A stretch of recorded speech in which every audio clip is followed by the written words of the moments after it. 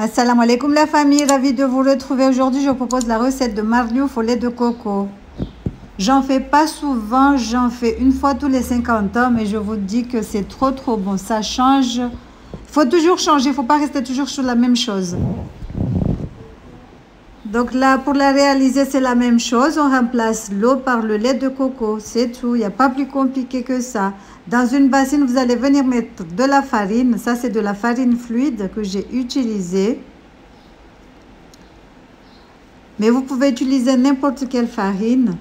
Type 44, 45, type 100, 200. Toutes les farines, ils marchent. Mais la farine fluide facilite le mélange. Donc, j'ai rajouté du lait de coco. Je vais venir couper par de l'eau tiède. J'ai pas laissé que le lait de coco parce que sinon ça va être trop gras. J'ai coupé avec de l'eau tiède. On va venir mélanger le tout.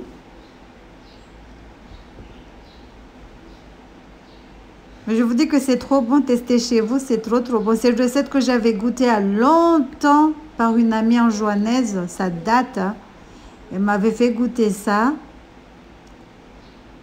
Mais après, je trouvais bizarre au début. Je me suis dit, des mardouf fait avec du lait de coco. Je pense qu'elle s'est trompée. C'est des mkatafouta qu'on fait avec du lait de coco. Mais en fait, chez eux, le préparer comme ça. Ça date de la Première Guerre mondiale. Hein.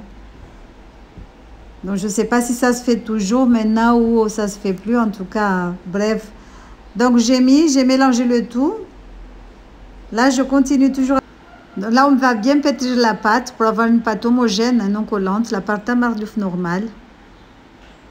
Mais il faut vraiment aimer le lait de coco pour apprécier les marlouf. Parce que si vous n'aimez pas le lait de coco, vous n'allez pas les apprécier. Mais c'est trop bon. Surtout accompagné d'une sauce de mabawa, d'ailes de poulet. Faites une sauce avec des ailes de poulet, vous allez voir, c'est trop bon. Ça va bien ensemble. Donc là, je vais venir ajouter du beurre clarifié. Mais comme je vous dis tout le temps, rajoutez la matière grasse que vous aimez. Mais le beurre clarifié reste toujours le meilleur. Dans des pâtisseries comoriennes. Hein. Dans tout ce qui est pâtisserie, salé, sucré, tout. Donc on mélange la pâte. Ensuite, on va la couvrir et la laisser reposer. Il faudra poser soit un sachet de congélation dessus ou un papier film. Donc, je le mets dans la bassine. Je vais couvrir avec du papier film. Je vais poser un torchon dessus. Je laisse poser 10 minutes.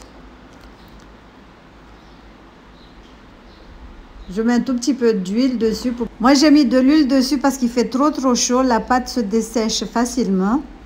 Donc, j'ai mis l'huile pour pas que la pâte dessèche. Donc, j'ai couvert et j'ai laissé poser 10 minutes à peu près. Après, on va l'enlever. On va la poser sur le plan de travail. On va la pétrir vite fait. On va former des boules comme on fait d'habitude. Et on va façonner nos marlouf. Donc, voilà. Découpe des boules. Ensuite, on va les façonner comme d'habitude. Il y a tout plein de vidéos. Je vous ai montré différentes sortes de façonnage de marlouf. Choisissez celle qui vous convient. Donc, voilà. Là, j'ai eu au moins 15 marlouf. Je ne sais même plus. Je n'avais pas compté. Soit c'était 14 ou 15. Donc, je les travaille un tout petit peu pour leur donner une belle forme. Comme je vous ai dit, c'est une recette que je prépare une fois tous les 50 ans. Donc là, je vais remettre encore de l'huile dessus puisque je vais laisser encore reposer 10 minutes. Mais comme je vous ai dit, il fait très chaud chez nous. C'est pour cela. Mais sinon, vous posez du papier film dessus, ça marche. Mais vous pouvez aussi mettre de l'huile. Hein. Mettez de l'huile dessus si vous voulez.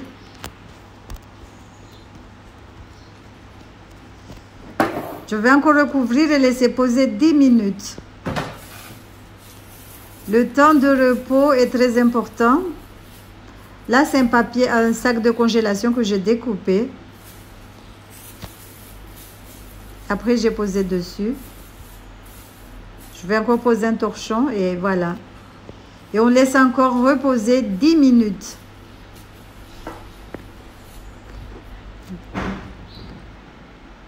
Donc voilà.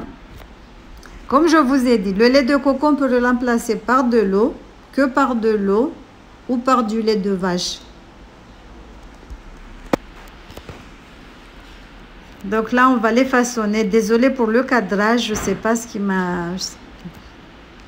J'ai pas bien cadré. Là, même dans le montage, je voulais voir si ça va marcher. Non, ça n'a pas marché. Mais de toute façon, il y a tout plein de vidéos qui montrent comment les façonner.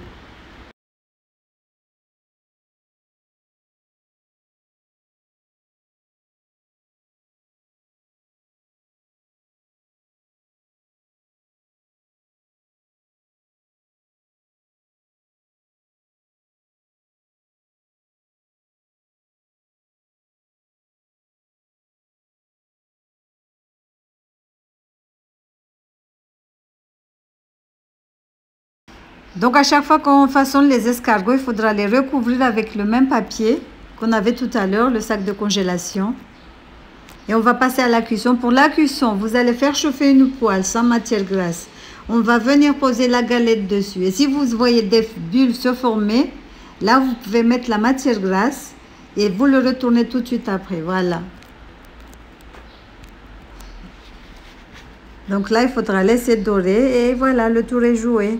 Comme je vous ai dit, vous chauffez une poêle sans matière grasse. Vous posez votre galette dessus. Si vous voyez des bulles se former, vous mettez le beurre clarifié et vous retournez tout de suite la galette. Voilà, j'espère que cette petite recette vous aura plu. Si c'est le cas, n'hésitez pas à liker, à partager, à commenter. Et je vous dis, accompagnez-les avec une bonne sauce d'aile de poulet. Bisous. Voilà.